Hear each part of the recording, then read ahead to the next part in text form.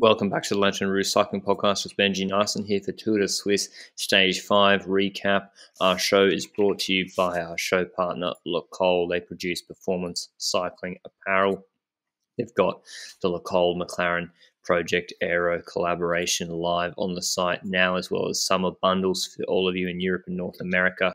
But this Tour de Suisse Stage 5, speaking of the mountain air, we hit the hardest climb of the race today, 176 k's from Stade to Leukerbad, and it's the Erschmatt climb that would break up this race. Pretty easy before that. 8 k's, 8.4% intermediate sprint at the bottom, then a descent, then a drag to the line, 4.1 k's at 7% to the finish. No high altitude, but 2 difficult climbs back to back. GC, Mathieu van der Poel wearing the leader's jersey going into this stage, narrowly ahead of Alaphilippe, with Carapaz a little bit further behind. But speaking of the man, Benji, he decided to defy convention as he does today, as usual. Yes, certainly. We had a breakaway at the start of the stage, and that breakaway included Mathieu van der Poel. Next to that, Bernsteiner, Samitier, and again Claudio Imhoff. I think the third time he's in the breakaway. I think the last time I had seen a leader's jersey in the breakaway was Greg van Avermaet in the Tour de France a few years ago. It probably happened in a few other races, but I just don't recall them so vigorously as the one from Van Avermaet, because Belgium, okay.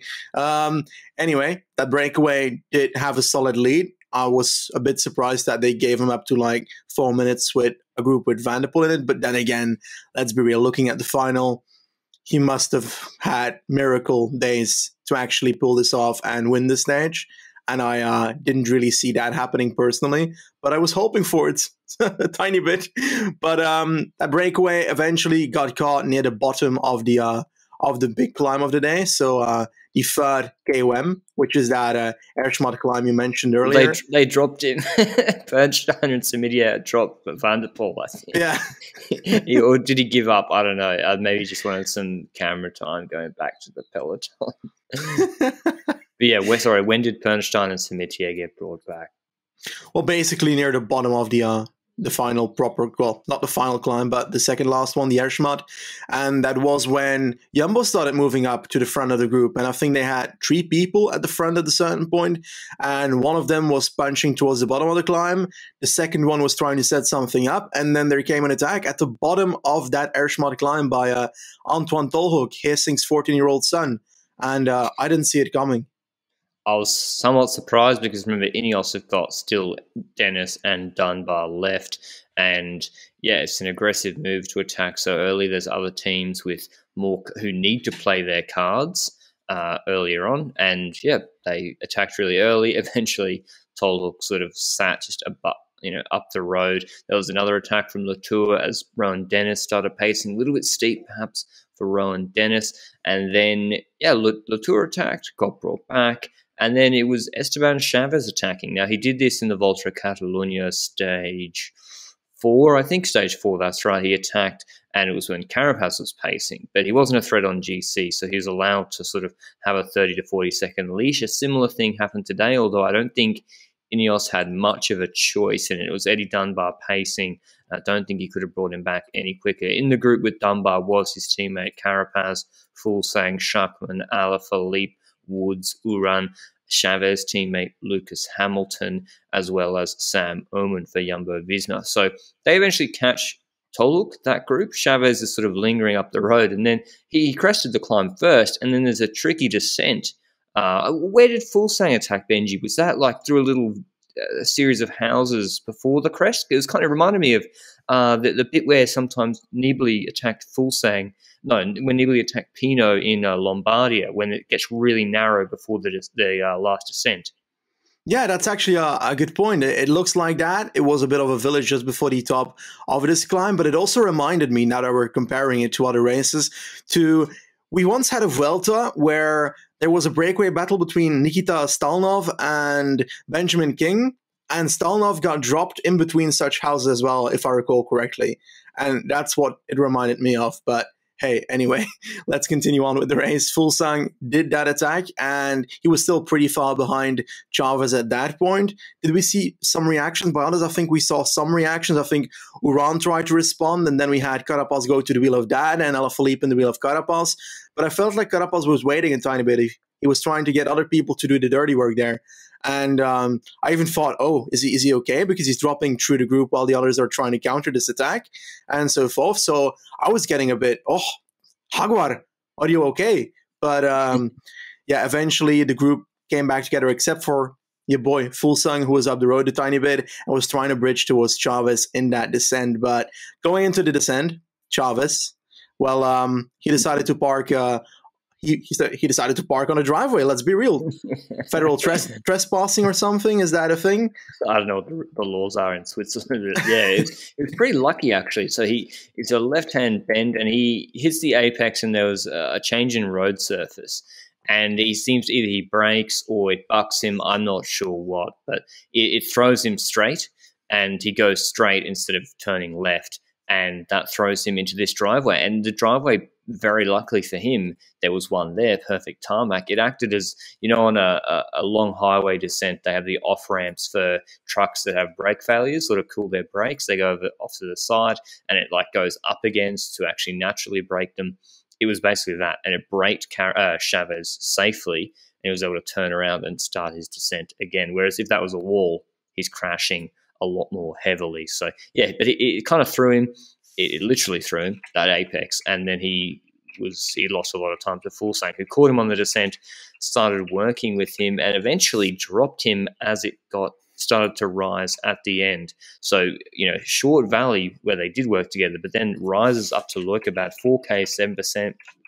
It is Fulsang territory, a man who's won Lombardia last year. He's won Liège, Bastogne Liège, perfect sort of climb for him. And behind was Jumbo-Visma pacing. Alaphilippe had done a little bit of the work, but it was Tolhoek who'd attacked really early, too early, and then he was pacing for Sam Oomen. Were you surprised to see that, Benji, given that you've got, everyone else in that group is more favoured in the GC to win this race than Sam Oomen? I think you can look at it in multiple perspectives. First of all, you can look at it firstly as they're trying to reduce the gap between them and the front of the race, but also you can look at it as they're trying to expand the gap between them and the people behind them to try and secure a top 10 positionings with Sam Oomen and perhaps Tolhoek if he stays up there as well. But then again, if you play it tactically, you can force other people to do the work, because you're going to end up with a situation, if you don't go to the front, that somebody else will take over or attacks will follow.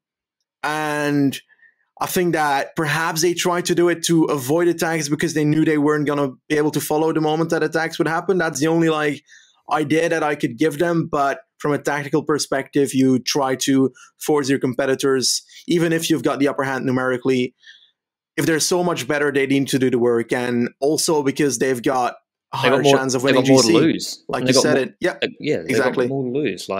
And if they attack, then maybe use Tolhoek and Oomen to try and they can go to their wheel. I mean, it's not going to be easy, but then sit on them. You don't have to work with them. You can say, "Oh, I got the other guy behind." I guess you could do that as well. I think pacing Carapaz back to Fulsang almost guaranteed what eventually did happen, which was El Jaguar de Tulcan jumping out of that group. He's been pretending like he had bad legs or sitting at the back, waiting. Schachmann had been doing much of the same, but he wasn't able. Whereas Alaphilippe had been doing a lot of the work.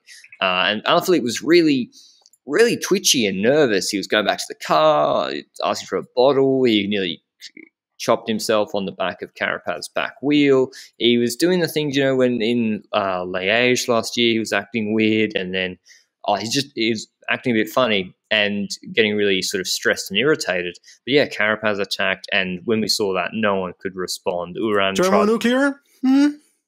I think so, because Schachmann had been sitting on.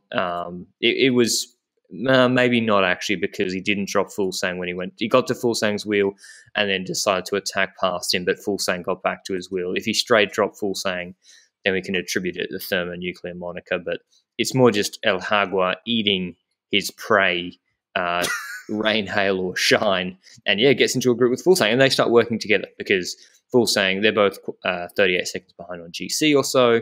or Carapaz not as far back on GC. And what did you think of Alaphilippe behind Benji? Do you think, is this like another example of where he's a lot of pressure's put on him to pace when he's not even actually a better GC rider in this sort of race than Uran, or on this climb, than Uran or Hamilton or Woods or who else is there? Schachmann.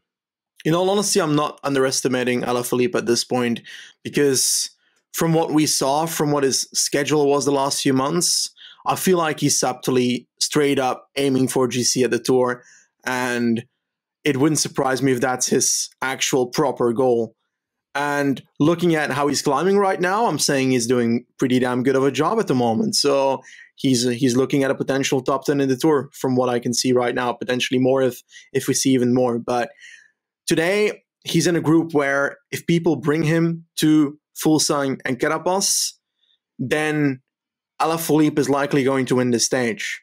The problem is that these other GC riders need to realize as well that if they don't pace, they're losing GC anyway. So you might as well pace a bit, because I feel like it would be much more beneficial, because at a certain point, Alaphilippe would come to the front with like 1K to go, and he'd be like, okay, yeah, if you guys don't want to win, then I might as well just pace a tiny bit till the line. So I think that there could have been much more understanding in the group. They've got the same goal, GC, and Alaphilippe could have an extra thing in that, but Alaphilippe winning the stage shouldn't stop a rider like Uran to somewhat keep on pacing and so forth, because you're reducing your possibilities of doing well in GC. That's my take on it, at least. Definitely the last kilometer, let's be real. They lent on him a lot, and you saw that at the finish. Alaphilippe was very tired, but in that finish, Carapaz and Fuglsang went there together. Fuglsang took the front with 250 meters to go. It's uphill. They're still climbing. So 250 meters is a long way out. And he took the front and basically let out Carapaz. Carapaz got a good snap, good kick, especially uphill. I was surprised to see Fuglsang do that, because he's not a good as sprinter as Carapaz. And yeah, what we expected happened. He let out Carapaz. Carapaz waited, and then jumped out of his wheel when he wanted to in the last 30 meters and won pretty comfortably, despite doing probably the lion's share of the work on the last climb, as well as bridging with the big attack on that climb as well. So dominant victory for Carapaz. Eddie Dunbar did a good job, and he came back after the descent as well. But still, it's not like the Ineos team put this on a platter for Carapaz. He had to do a fair bit of work himself too, and he achieved the double here with the stage victory ahead of Carapaz. Same time, Woods takes 4 bonus seconds, 39 seconds back, so pretty big gap. Hamilton 4th, Uran 5th, Schachmann 6th, Alaphilippe 7th, Pozzovivo 8th, and then Chavez loses 10 seconds. Then Oman and Tolhoek 10th and 11th. GC now, Carapaz is the second part of what he achieved, goes into the leader's jersey, 26 seconds ahead of Fuglsang and 33 seconds ahead of Alaphilippe. And Schachmann 4th, same position. Then Uran, Hamilton, Woods, Oman, Chavez, Pozzovivo round out the top 10. Tomorrow's stage has the most climbing in it. It's got the Dennis climb. Sorry. It is. No, you're right. Benji's 100% right. And this is the one.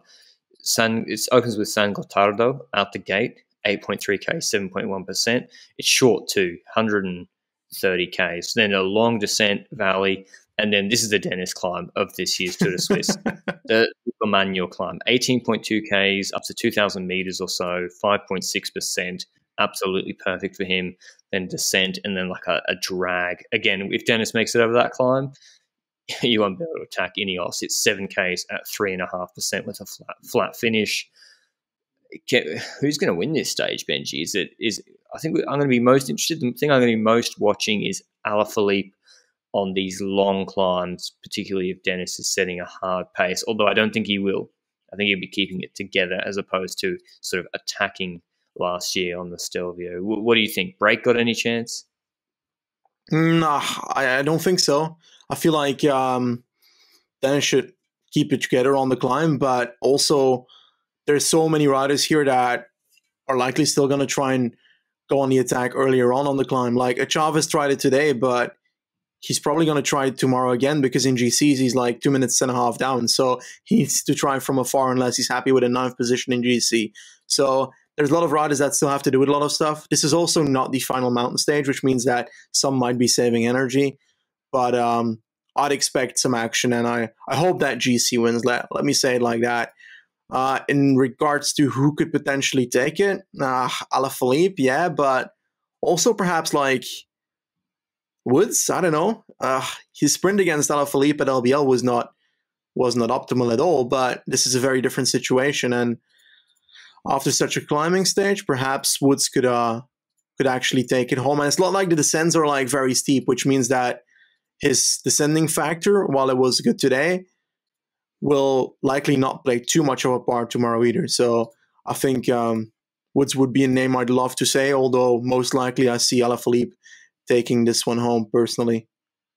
I see Carapaz, he has a good chance for a back-to-back win tomorrow. I think the GC gaps are still so small that Ineos got to keep this race really tight. You can't let a guy take 30 seconds because, you think he'll bring it back. I think got to keep it super tight. I don't know where Pernsteiner is on if there was someone to win from a break, Pernsteiner would be the sort of man. But he'd have to have a lot of help and he'd have to have the right combination. Other teams. Tom Dumoulin? This is his kind of climb too, like steady gradient. Maybe if he goes, Dumo in the break, I think it'd be good to see that. Go in the break. The problem is the climb at the start. Like you can't get Van Hooijdonk in a group with you because there's a long valley as well. That's why this stage is difficult for the break because you want to get, maybe they want the break to go on that descent and then you can get Van Hooijdonk and Dumoulin with Turnison and then get a nice gap. But this could offer an opportunity for Jumbo to try and play something tactically because you've got that climb at the start. You've got the option to put Dumoulin in the breakaway there, but also you got the option of trying something with either Omen or Tolhoek, putting them in the breakaway. It will likely neutralize the break from the inside, but if you got Dumoulin pacing there for the entire descent and the first section of the Lukmanier Pass, you've got a chance to try and throw this Tour de Suisse around, and it'd be pretty fun to see. So perhaps I'm just hoping that the race gets opened up on the first climb already, which is a bit unlikely. I think Ineos are a little bit vulnerable. Dennis, it'll suit him more tomorrow rather than the steeper climb today, for sure. But, Golash and Al, not as good on these sort of climbs. Luke Rowe, great in the valley, but maybe not the climb. So Dennis will have to do a big shift on that long climb as well as Eddie Dunbar because Sivakov looks absolutely terrible. I think I don't know where he finished today, but he wasn't able he's here. I forgot about him for 5 days. It's weird. He crashed in the Giro, then they've thrown him into the Tour de Suisse, and he had a fractured collarbone, I think, in the Tour de Suisse, and he's doing the Vuelta. I don't know what, he's nowhere near proper race shape. So I think they just hoped he'd be an extra climber to help Carapaz or to give him some race days like Dumoulin, but he certainly won't help. So Dennis and Dunbar are the men for Carapaz, and he'll need both of them to pull a big shift tomorrow. Or maybe he goes on the offense. Who knows? He's the sort of guy he is. But it should be a good stage tomorrow. And, Tour de Suisse is really heating up. Let's see what Alaphilippe can do on these longer climbs, whether he's just hanging on or whether he's fresh for the finish. But, anything else from the Tour de Suisse, Benji, that's caught your eye? Not directly. I think that's roughly about it for this stage. I had a question, but I totally forgot about it. So I guess I'm going to have to keep it for... well, actually, I got it. Sweet. Whenever we see Domenico Pozzovivo on his bike, he always seems to be leaning sideways on his bike, resting more on his right arm than his left arm. Is that a leftover from an injury or no clue? If anybody knows, just drop it below because I'm genuinely curious. Yeah, I think Pozzo, I'd love to see him just commit to going. He won his last stage win was Tour de Suisse, stage 6, actually. So that's I'd love to see Pozzovivo win actually tomorrow. But that was his last win, the stage 6 of the Tour de Suisse in 2017 in a descent finish. But I think it might be difficult for him tomorrow. I'd love to see him just commit for going for stages. To be honest, he's won 3 World Tour races in his career. He can win so much more. He's still a really good climber, still top climber. He's in this sort of group, but he's nowhere near good enough to really compete for GC at any Grand Tour or even. So, but anyway, that's just a sort of inefficiency that seems to regularly occur in World Tour cycling and perhaps another off-season topic. But now we'll on to the Tour of Slovenia if you're listening on podcast players, or that's a separate video on YouTube if you're watching there.